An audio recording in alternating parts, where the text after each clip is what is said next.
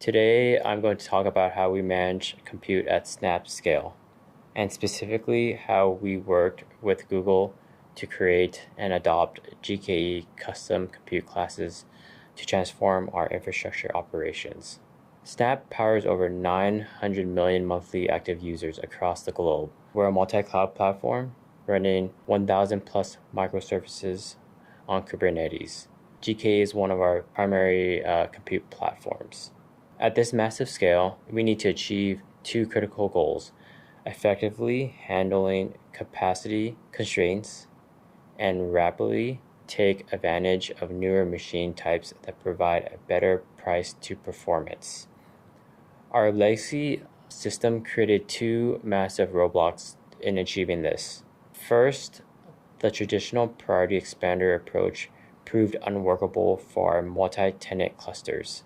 Our diverse workloads, which come in a wide range of shapes and sizes, require conflicting instances, priorities, and fallbacks. Because priority expanders only enforced one global priority per cluster, it created conflicts in a shared environment.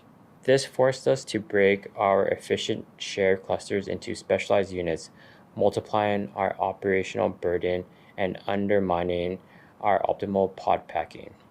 The second, manual fleet operations.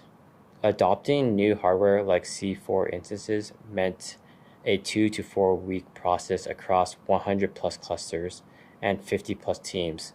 It was a slow, error-prone, and delayed the cost efficiency gains that better hardware should have given us immediately. To solve this problem, we worked with Google to create and adopt GKE custom compute classes, which is built on NAP. This solution is a declarative and per workload, providing an ordered priority list for automatic instance fallback. This instantly restored our multi-tenancy on shared clusters and eliminated manual node pull ops. Let's take a look at a real-world example. Every New Year's Eve, we see roughly a 3 times increase in scale. At one of the events, Google flagged capacity constraints on a specific instance type. It took us weeks of ops work to roll out changes across the fleet. In 2025, with compute classes in place, we handled that same kind of effort in days.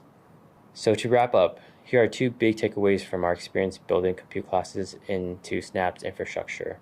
First, automated fleet ops.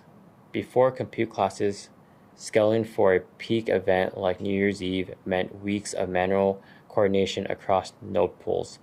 We're talking about 6 plus weeks of engineering toll. With declarative compute classes, we've cut that time in just a few days. Second, we've achieved dynamic hardware adoption at software speed.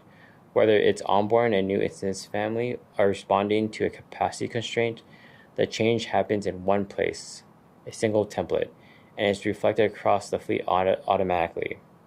That's the kind of operational leverage that compute classes were designed to give us. And the numbers speak for themselves. We're running this across over 100 Kubernetes clusters, powering more than 1,500 workloads, and at peak, we're managing roughly 30,000 nodes through NAP combined with compute classes. This is full production running at Snap full scale.